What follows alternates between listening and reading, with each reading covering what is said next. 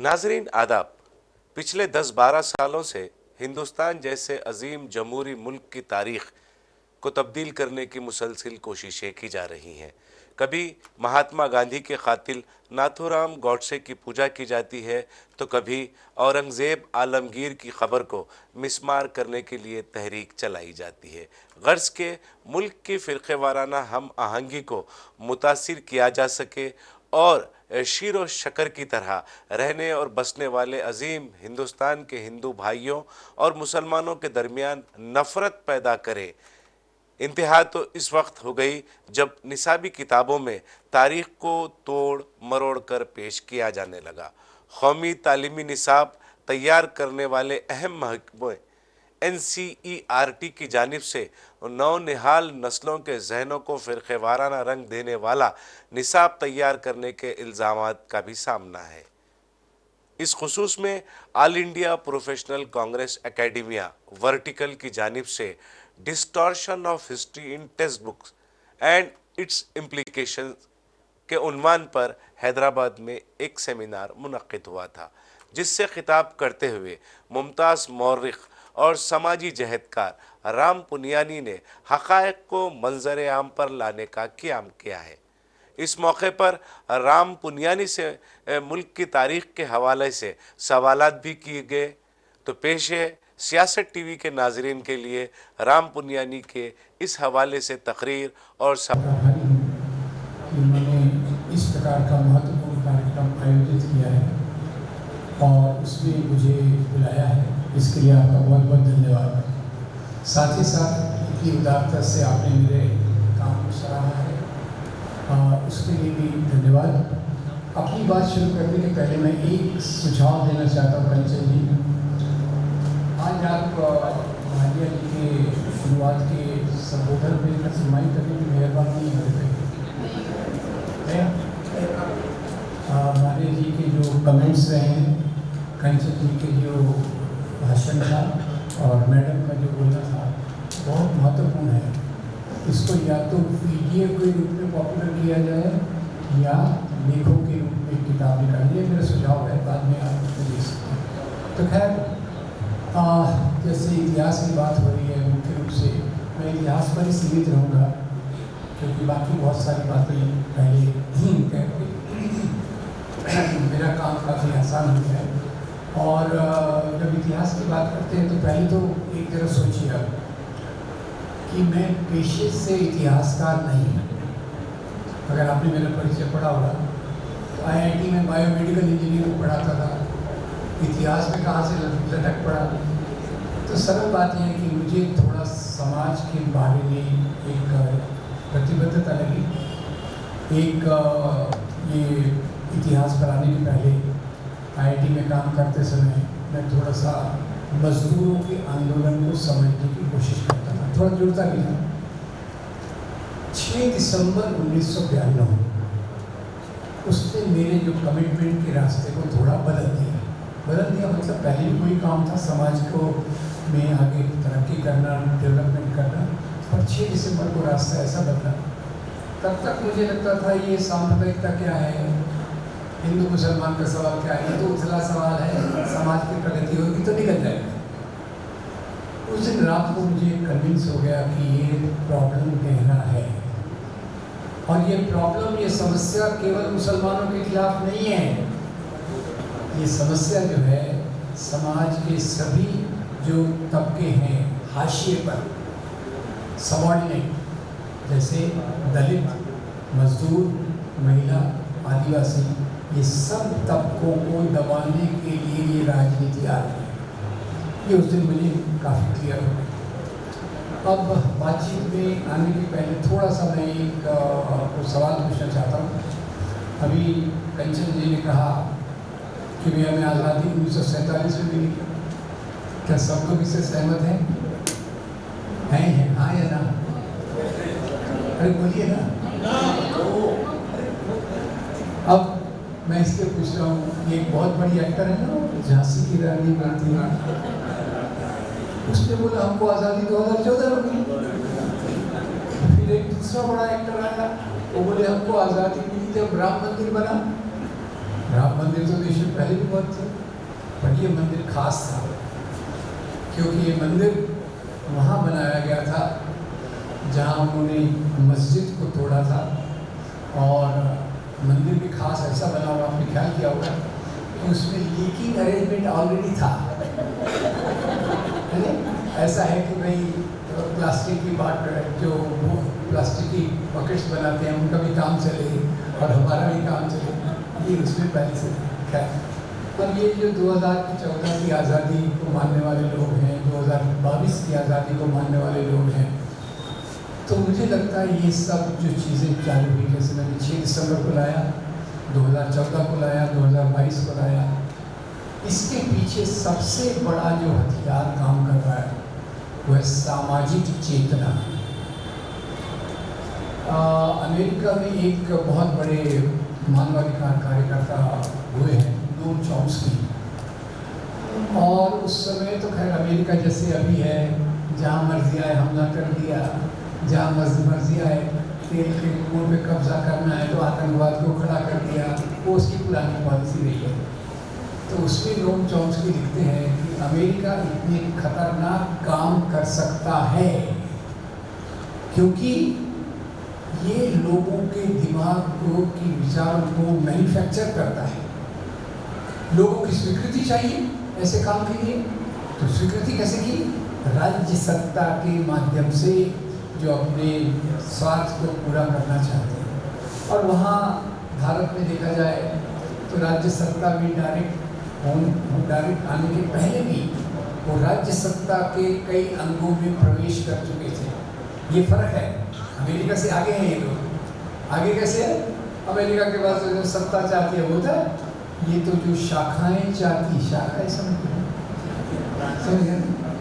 जो शाखाओं के माध्यम से प्रसारित किया जाए, उसको इतना मजबूत बनाना कि वो लोगों के दिमाग की चेतना का भाग बन जाए। जैसे मैडम ने बताया 1980 के बाद से मीडिया में एक अलग प्रकार का रोल हो गया। उसका भी कारण समझिए, 1977 में कौन सी सरकार बनी थी? जनता पार्टी। उसमें वो कौन थे जो इंफॉर्मेशन ब्रॉडकास्टिंग मिनिस्टर थे? अरे वाह, आपको याद है? उनकी पार्टी ने तो उनको बुला दिया। तो आडवाणी जी क्या करते थे इंफॉर्मेशन एंड ब्रॉडकास्टिंग मिनिस्टर के रूप में? जो भी उनकी शाखा से ट्रेंड प्रचारक दूसरे पत्रकार के नाम पे थे, उनको उन्होंने उसमें पैक करना चालू। और उसके बाद देखा जाए तो फिर आता है 2003। 2003 में गुजरात के एक मुख्यमंत्री थे, अभी प्रधानमंत्री हैं, कौन? 2003 में उन्होंने सब इंडस्ट्रियलिस्ट लोगों को बोला, आपको व्यापार करना है, आइए गुजरात में, गुजरात आपका है। गुजरात मॉडल का नाम भी निकाला और उसी के साथ साथ उन्होंने उनको कहा, ये जो मीडिया हाउसेस है ना, इनको आज़ाद मत रहने दो, ये लोगों का दिमाग खराब करते हैं। तो सब मीडिया हाउस बिक गए। और एक उसमें व्यक्ति था जो आखिर तक नहीं बिक रहा था, रवीश कुमार नहीं बिक रहा था, तो उस मीडिया को ही खरीद लिया। एनडीटीवी जो आखिरी स्तंभ था वो भी हो गया। तो ये जो समाज के अंदर जो चेतना का प्रसार किया जाता है, उसके बगैर ये घटनाएं नहीं हो सकती। जब लोग मानने लगते हैं, एक पैदा किया गया उन्माद कि भगवान राम का जन्म यही हुआ था, ठीक है, तो हमारे ऊपर तो वो आक्रमण हो गया, भगवान राम का जन्म यही हुआ था। वहाँ बाबर ने आके, वहाँ एक राम मंदिर था, फिर बाबर ने आके उसमें एक मस्जिद बना दी।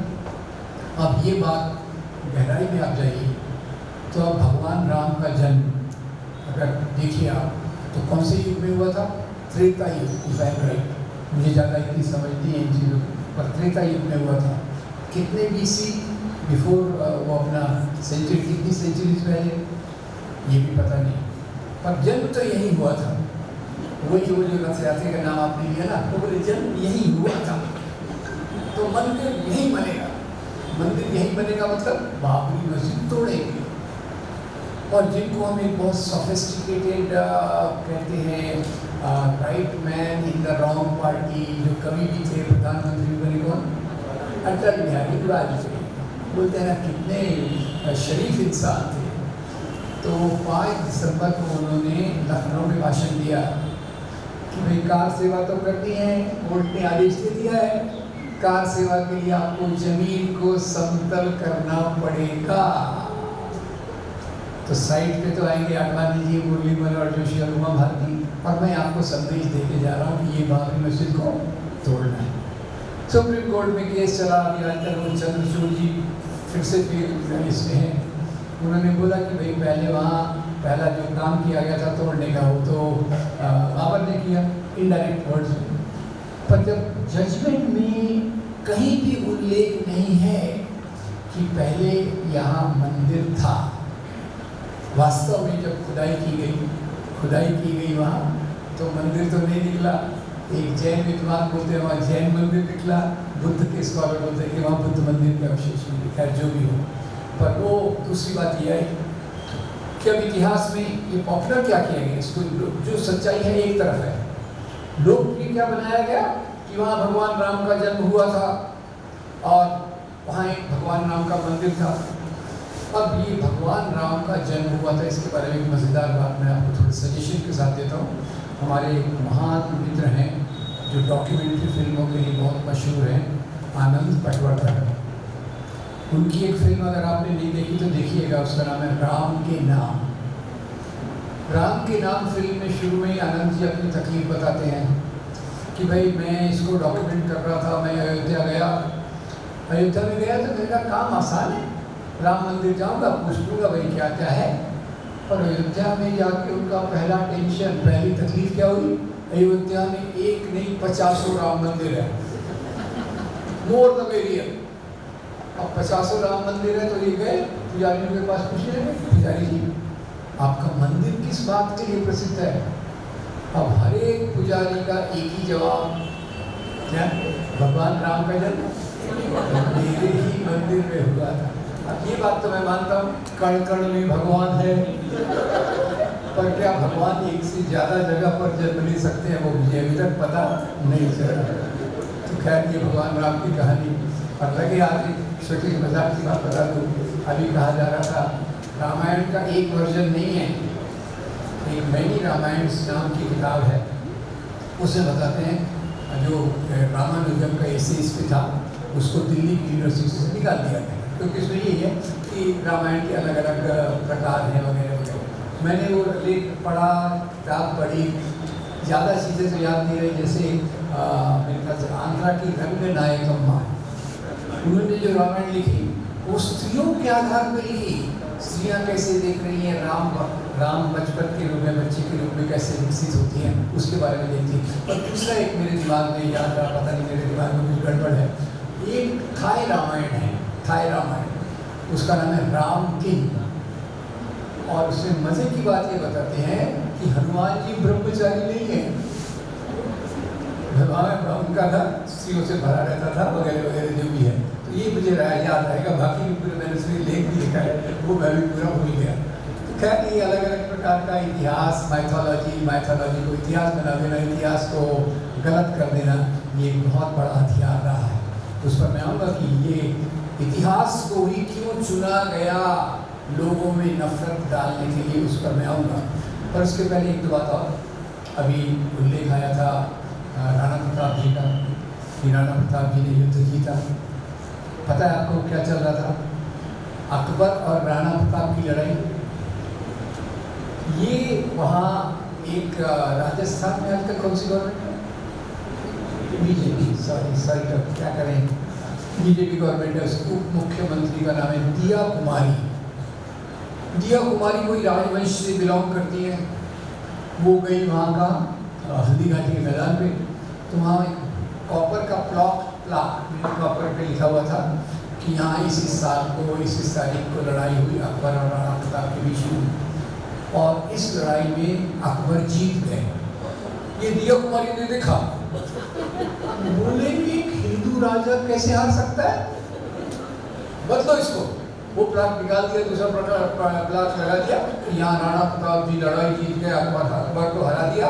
और जीत की खुशी में, ये मैं कर रहा हूँ, जीत की खुशी में वो जंगल भाग गए और घास की रोटी खाने लग गए। ठीक है, अब तो अकबर और राणा प्रताप की लड़ाई से ही शुरू कर देते हैं। अकबर और राणा प्रताप की लड़ाई, ये लड़ाई हुई क्यों? ऐसा था कि अकबर कह रहे थे इस्लाम महान है, राणा प्रताप कह रहे थे नहीं हिंदू धर्म महान है, और हम लड़के डिसाइड कर दें, गलत। ये मुद्दा मनसबदारी का था। जैसे आज की फौज में होता है ना, वो लेफ्टिनेंट होता है, कुछ मेजर होता है, फिर लेफ्टिनेंट कर्नल वगैरह वगैरह ऊपर तक जाते हैं। उस समय मनसबदारी होती थी। महाराजा है, उसके नीचे में 1 हजारी, 2 हजारी, 5 हजारी, 10 हजारी, और उसके ऊपर राजा, ऐसा रफली था। तो अकबर अपने राज्य का विस्तार कर रहे थे। राणा प्रताप को उन्होंने कहा कि भाई मैं तुम्हारे ओहदे के हिसाब से तुमको 5 हजारी का दर्जा देता हूँ। राणा प्रताप ने कहा मेरा ओहदा तो बड़ा, 5 हजारी पे मैं मानने वाला नहीं। तो अकबर के दरबार के एक नवरत्न जो उनका फाइनेंस डिपार्टमेंट देखते थे, किसी को नाम याद है उनका? टोडरमल पर फिर से मैं आऊँगा। टोडरमल उनके अकबर के सलाहकार, उन्होंने बोला ये इसको राणा प्रताप को 5 हजारी से ऊपर मत दो, ये ज़्यादा मांग रहा है। लड़ाई हो गई। राजाओं को लड़ने भी क्या लगता है, उन लोग को छोड़ ही जाता है।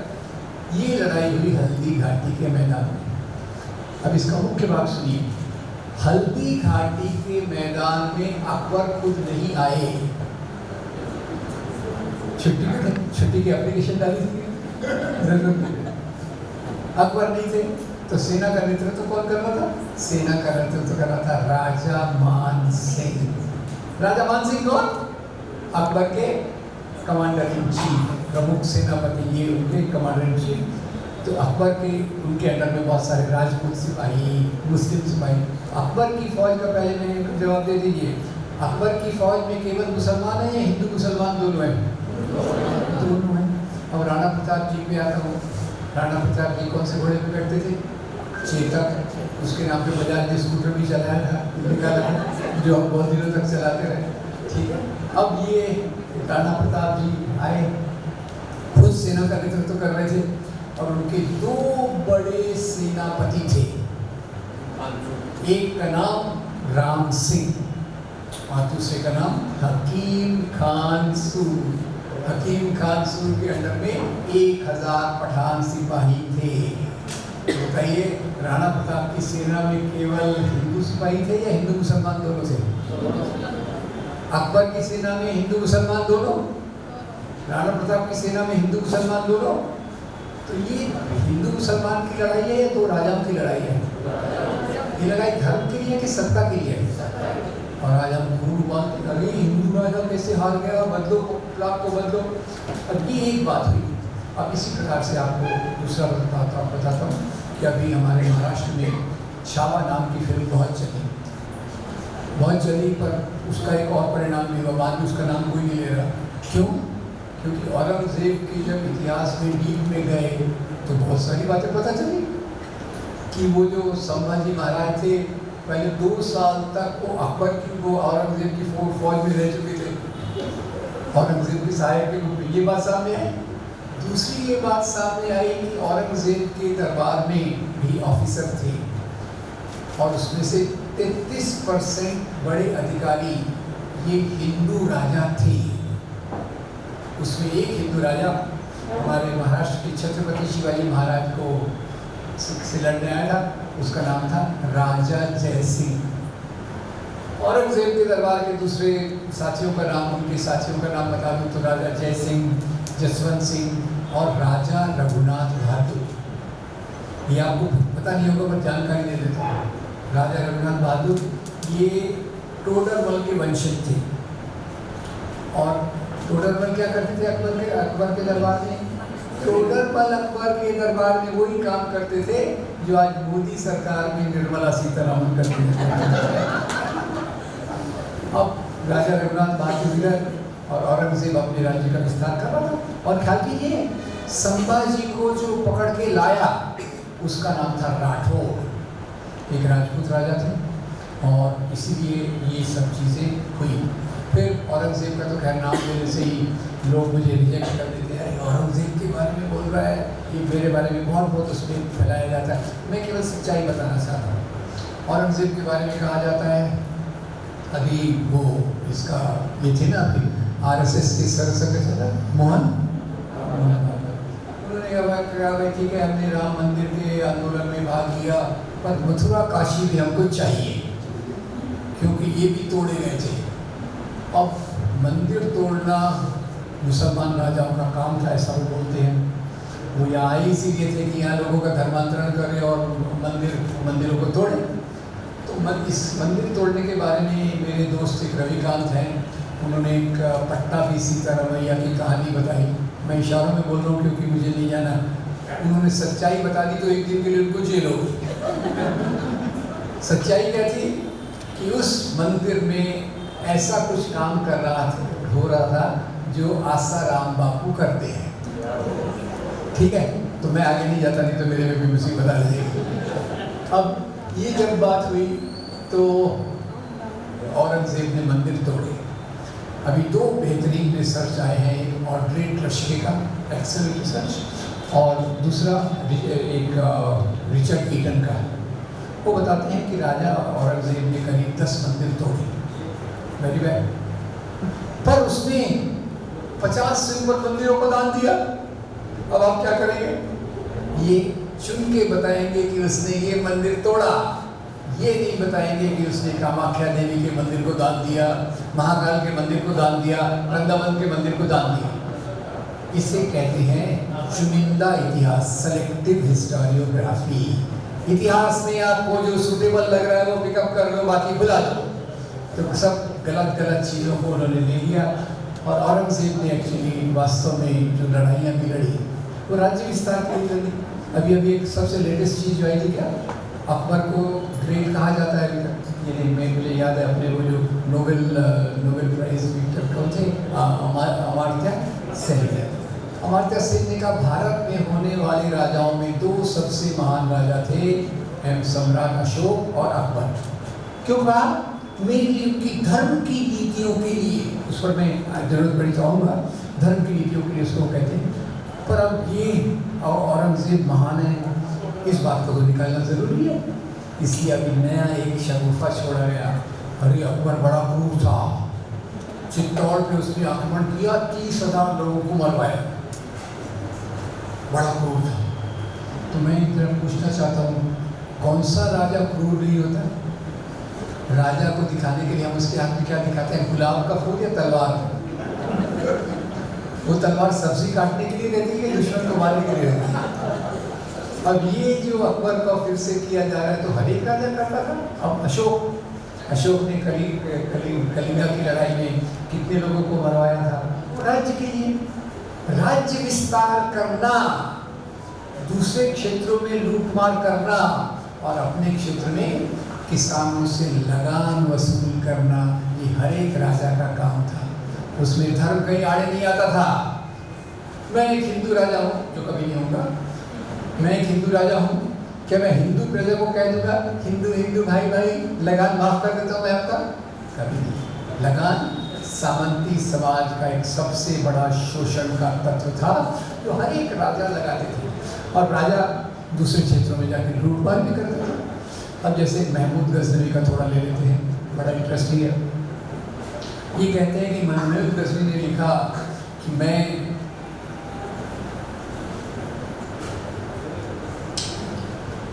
बुत शिकन हूँ, बुत फरोश नहीं।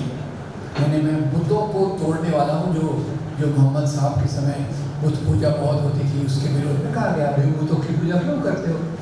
तो लिखता है कि मैं बुतों को तोड़ने वाला हूँ, बुतों का व्यापार नहीं करता। तो बोले वो धर्म के लिए गजना से लेके सोमनाथ तक आया, मूर्तियों को तोड़ने के लिए। तो मैं थोड़ा सा अपना लॉजिक लगाया, महमूद गजनवी को सवाब कमाते ना मुसलमान लोग, हम लोग पुण्य कमाते। सवाब कमाने के लिए वो मैं मूर्तियों को तोड़ने जा रहा हूँ, गजना से लेके सोमनाथ तक। तो मुझे ये बताइए, अगर उसको मूर्तियों को ही तोड़ना था तो रास्ते में दूसरी मूर्तियाँ नहीं थी क्या? 2-3 हज़ार का रास्ता, रास्ते में तो सैकड़ों मंदिर हो गए। अरे सैकड़ों मंदिर क्या, बामियान के गौतम बुद्ध की मूर्तियाँ उसके पड़ोस में थी, उसको उसने नहीं छोड़ा। उसने ऐसा सोचा क्या, ये मूर्तियों को तालिबान के बेवकूफ़ों के लिए छोड़ दो, मैं अपना काम। असली बात क्या थी?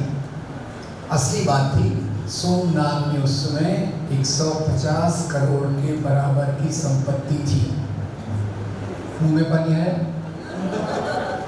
उसके मुंह में पानी आता था लूटमार करने के लिए। और एक बार की लूटमार में 16 हाथियों पर सोने के आभूषण, दागीने, रत्न जड़ित चीजों को बांध कर ले जाता था। इसमें भी हिंदू मुसलमान का सवाल नहीं था। गजनी की जो मैं बात बता रहा हूँ सोर्सेस से, गजनी की सेना में 12 सेनापति थे और जो सेना लूट मार करने आई थी उसमें 5 सेनापति हिंदू थे। ख्याल से सुनिएगा, तिलक, सोधी, हरजान, राय और हिंद, ये उसके सेनापति जो उसके साथ आए। रास्ते में उसमें, उसी रास्ते में एक बार उसने एक ये भी तोड़ा। क्या था वो, क्यों आ रहा था? तो रास्ते में अब मुल्तान पड़ता था जो अभी पाकिस्तान में। मुल्तान के राजा को उसने संदेश भेजा कि देख भाई, मैं मूर्तियों को तोड़ने सोमनाथ जा रहा हूँ, मुल्तान शॉर्टकट में है, मुझे इधर से जाने का परमिशन दे दो। और उसमें वीसा पासपोर्ट तो होता नहीं था, तो भाई पूछ लिया। तो इसने अब्दुल फद्दाह मेरा खबरदार, जो तू मेरे राज्य में आया, मेरा राज्य है। अब आप सोचिए, अगर मंदिर तोड़ना मुसलमानों का काम था तो अब्दुल फद्दाह ने क्या जवाब देना चाहिए? वेरी गुड यार, मैं भी तेरे साथ आता हूँ। चल, हुआ वही था। उसने उसको रोक दिया।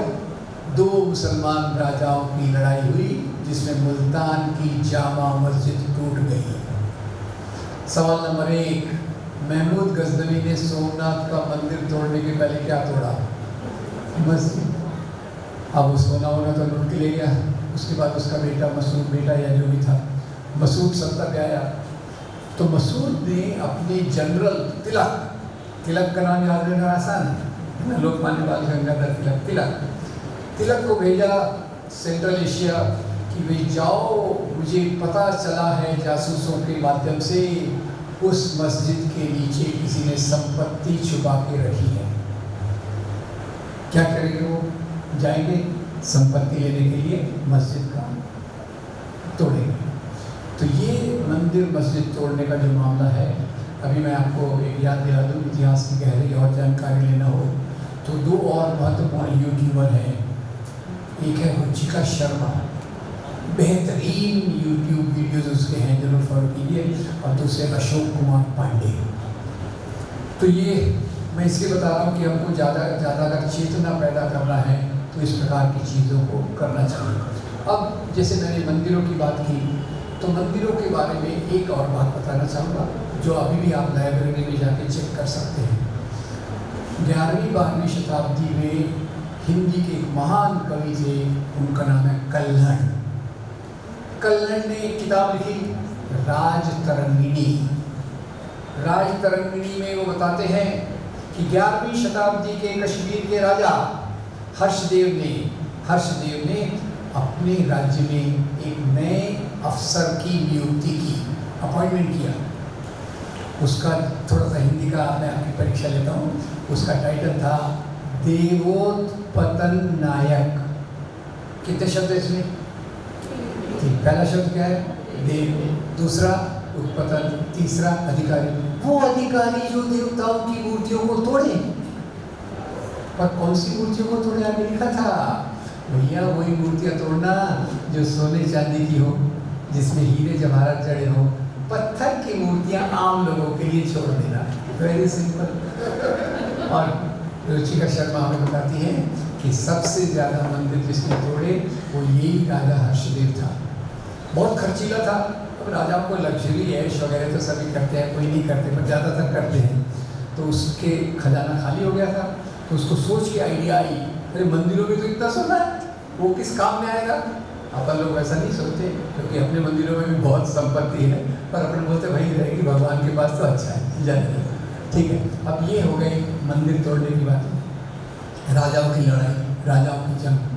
महाराष्ट्र से आता हूँ तो हमारे महाराष्ट्र में एक महान राजा हुए, उसका नाम तो सबको पता होगा ना, छत्रपति शिवाजी महाराज जी, पूरा नाम। नहीं तो मम्मी बीमार पड़ गई है। अच्छा, अब वो अपने राज्य का बताइए, उनके पिता राजा थे क्या? नहीं, उन्होंने राजपाट कैसे बढ़ाया? उन्होंने राजपाट बढ़ाया, पहले वहाँ एक चंद्रराव मोरे नाम का छोटा राजा था।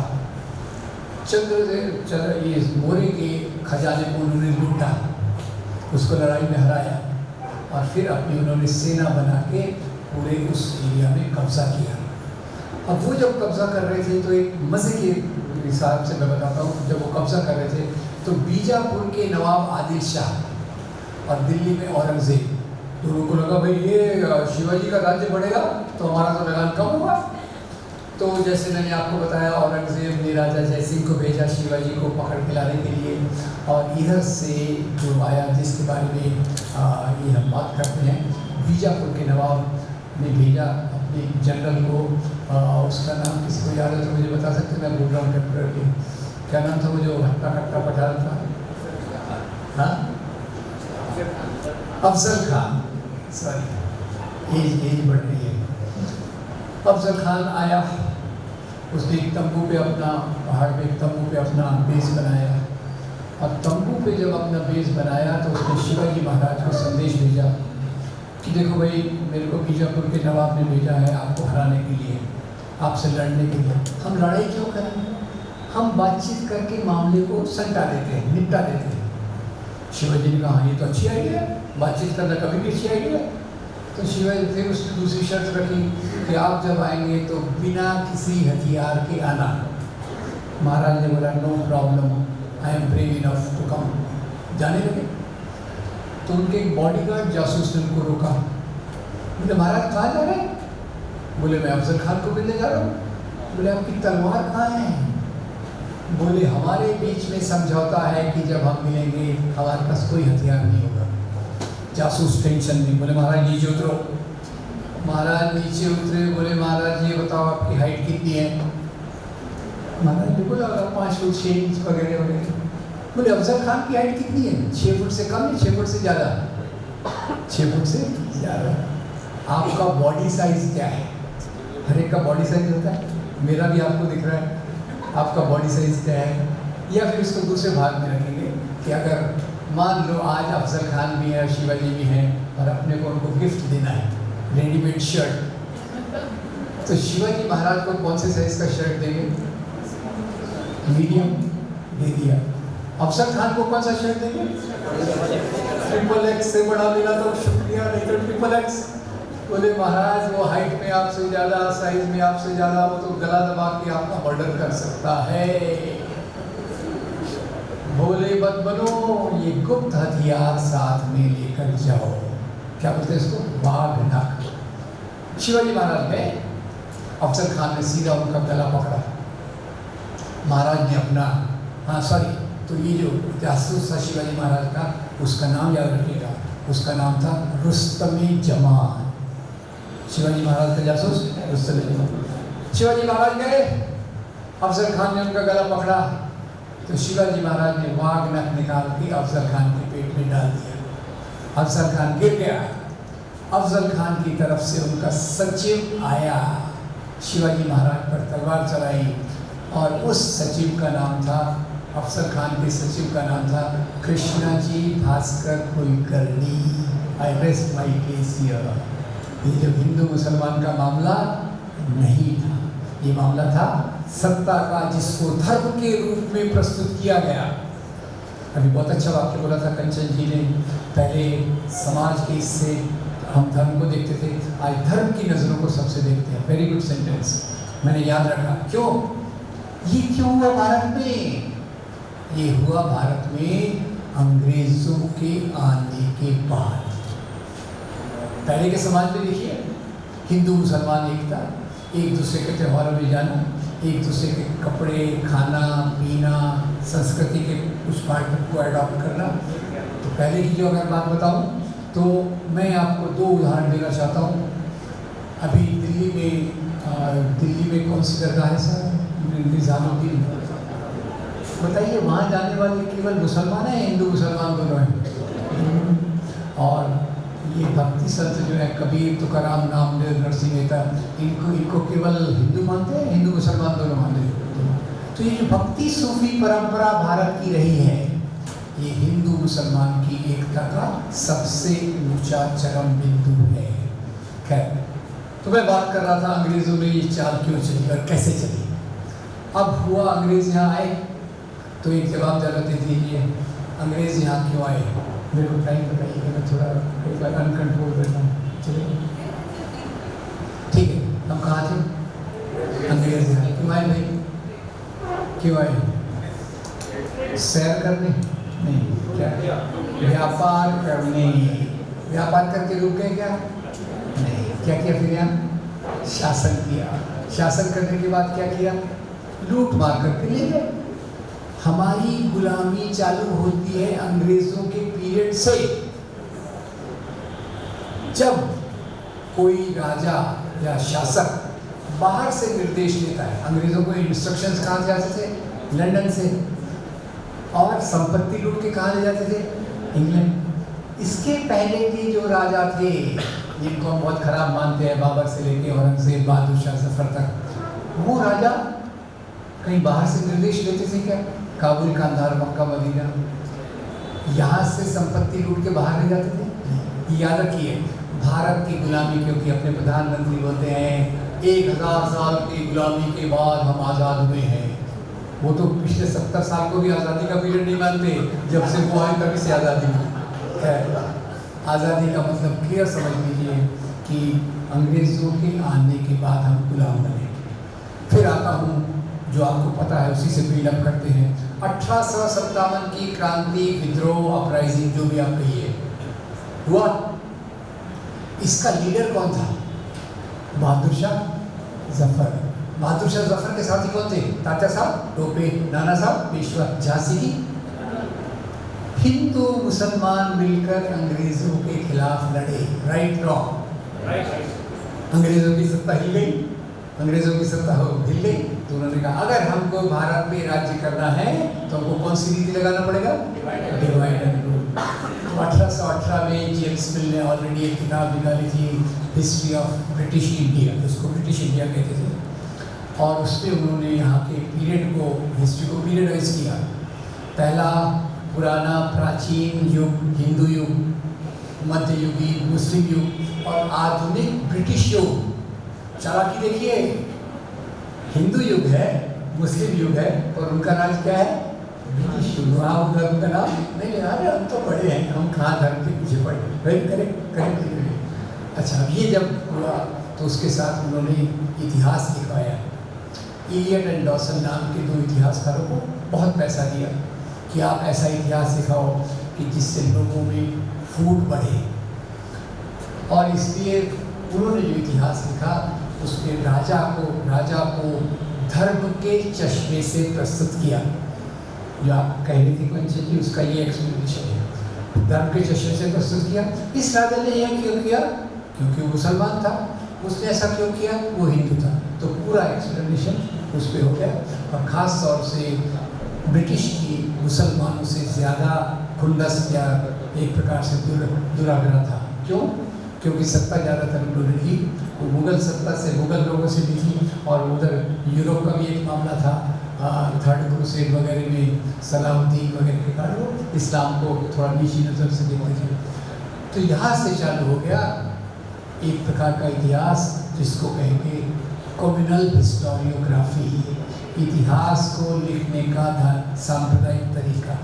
और उसमें फिर उन राजाओं को, हिंदू राजाओं को आज के हिंदुओं से, मुसलमान राजाओं को आज के मुसलमानों से जोड़ दिया।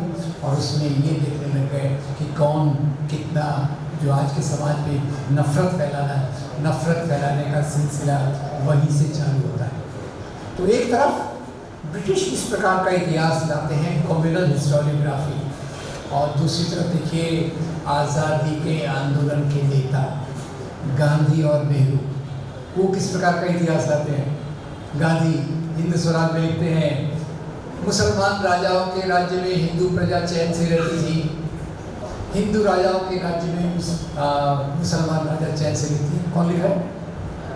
कोई इतिहासकार नहीं है, वो सबसे बड़े राष्ट्रवादी हैं जिन्होंने हमको आज़ादी दिलाई। नेहरू इसका दूसरा पक्ष लेते हैं। नेहरू का एक बहुत महान किताब है डिस्कवरी ऑफ इंडिया। अब आपको मैं कहूँगा कि वो पढ़ो, तो आप पे अत्याचार होगा, 800 पेज की किताब पढ़ना मुश्किल हो, तो कोई बात नहीं, डोंट वरी, वो जवाहरलाल नेहरू की डिस्कवरी ऑफ इंडिया आपके जेब में है। श्याम बेनेगल ने उसमें एक सीरियल बनाया, भारत की खोज। खैर, जवाहरलाल नेहरू ने एक शब्द को पॉपुलराइज किया, वो शब्द था गंगा जमनी तहजीब। आपने नेहरू जी की जैकेट देखी होगी, पहली बार उन्होंने पहना था, बाद में मोदी जी ने उसको कॉपी करके मोदी जैकेट कहलवाया, पहले हम उसको नेहरू जैकेट ही कहते थे। कपड़े, स्त्रियों के कपड़े, पुरुषों के कपड़े, ये सब, और खाने पीने की चीज़ें। हैदराबाद आके तो मुझे बड़ा मज़ा आता है, तो लगता है हैदराबाद में कुछ दिन होगा तो वेट बढ़ जाएगा, उम्मीद रहती है।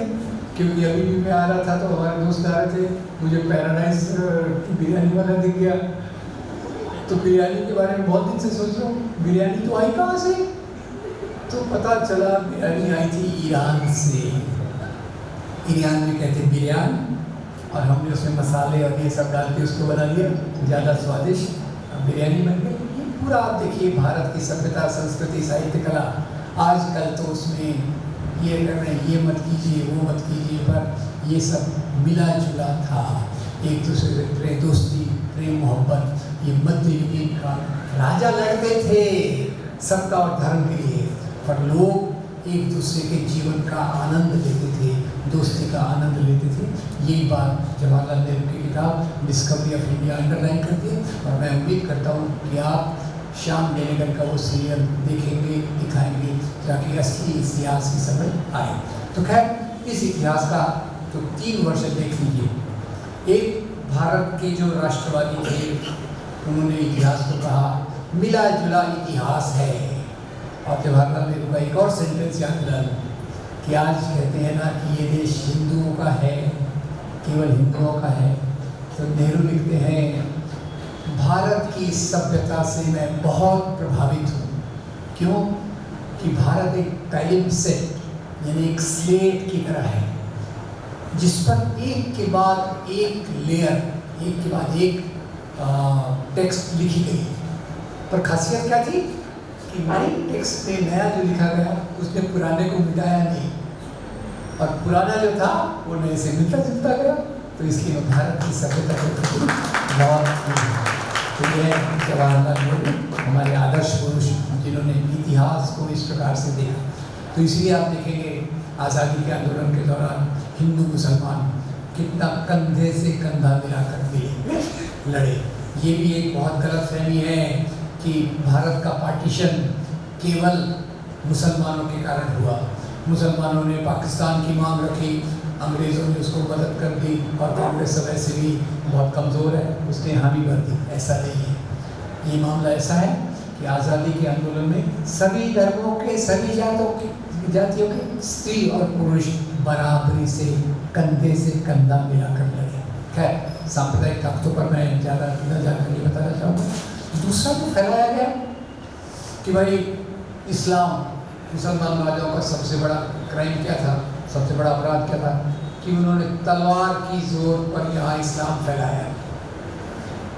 मुसलमान राजा घोड़े पर बैठ कर आए, एक हाथ में तलवार, एक हाथ में कुरान, लोगों को तलवार से डराया और कुरान एक्सेप्ट करने को बोला। ऐसा मैं एक कॉलेज में बोल रहा था कि लोग ऐसा बोलते, तो 2-3 लड़के लड़कियाँ खड़े हो गए, बोले सर ये बताओ, अगर राजा के एक हाथ में तलवार है, एक हाथ में कुरान है, तो घोड़े के लगाम कौन संभालेगा? ये मुझे पता है।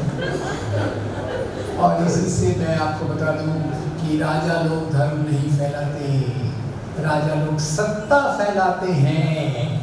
हर एक नियम का एक अपवाद होता है, हर एक नियम का एक अपवाद होता है, और इस नियम का अपराध है सम्राट अशोक। उन्होंने भी बुद्ध धर्म को फैलाया, प्यार से या तलवार से? प्यार से। अपने परिवार के लोगों को भेजा, बेटे बेटी को भेजा, दूसरों को भेजा। इसी कारण आज बुद्ध धर्म साउथ ईस्ट एशिया का सबसे बड़ा धर्म है। भारत में तो नहीं, पर थाईलैंड में it is the national religion, जहाँ 96% लोग बुद्धिस्ट नहीं। तो खैर, इन्होंने कहा राजा ने धर्म, पर इसलिए मैं आपको पूछता हूँ भारत में इस्लाम कैसे आया? सवाल, भारत की सबसे पहली मस्जिद भारत के कौन से राज्य में है? जवाब सबका सही है। केरल में किसी मुसलमान राजा का राज्य था? ये जो हमारे वो खाकी छतरी वाले जो बोलते हैं 11वीं शताब्दी से आक्रांता आए तो फिर इस्लाम वहाँ कैसे पहुँच गया? वहाँ तो मुसलमान राजा था ही नहीं। 14वीं शताब्दी में टीपू सुल्तान ने पहली बार राज किया। कैसे आए? ऐसे अरब देशों से व्यापारी आते थे, यहाँ से सामान खरीदते थे, मसाले खरीदते थे, चीज़ें ले जाते थे और उनके मेल जोल से इस्लाम का विकास होना चालू हुआ।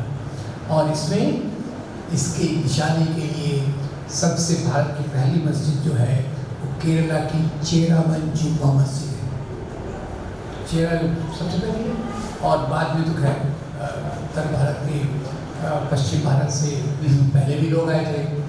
कोई मुसलमान राजा आने वाले पहले नहीं थे। एक मज़े की बात याद आ गई। अब ये बताइए कि बाबर तो काबुल के आसपास था, काबुल के आसपास राज कर रहा था, इधर कैसे टपा पड़ा? तो बाबर को भारत में आने का निमंत्रण दिया था राणा सांगा ने। राणा सांगा ने कहा आइए दिल्ली के इब्राहिम लोधी को अपन मिल के आएंगे, पार्टनरशिप में आएंगे, बाद में आप चले जाना, मैं राज कर लूँगा। ये इसकी शुरुआत थी। तो खैर इस्लाम की भी जो ज़्यादा हुई उसमें स्वामी विवेकानंद को कोट करना इम्पोर्टेंट है। स्वामी विवेकानंद ने कहा इस्लाम का भारत में आना ये यहाँ की निचली जातियों के लिए एक लिबरेशन का काम था। भारत के जो लोग मंदिरों में नहीं जा सकते थे, कुओं से पानी नहीं भर सकते थे, उन्होंने स्वतंत्रता पाने के लिए धर्म के अंदर बराबरी के लिए इस्लाम को कबूल किया। तो ऐसे बहुत सारे तरीके हैं। जब भी मेल जोल होता है धर्म फैल रहा है। अब धर्म अपनी आस्था का सवाल है, धर्म को पाले ना पाले वो भी आस्था का सवाल है। तो इसके बारे में ये जो चीज़ें हैं तो मोटे तौर पर दोस्तों आखिर में मैं थोड़ी अपील करना चाहता हूँ, इतिहास को सही तरीके से समझना ज़रूरी इसलिए है कि हम नफरत को कम कर सकें। आज जो भी सांप्रदायिक हिंसा बढ़ी है उसके लिए मैं आपको एक येल यूनिवर्सिटी का उदाहरण दे देता हूँ। मेरा गला शायद जवाब दे रहे।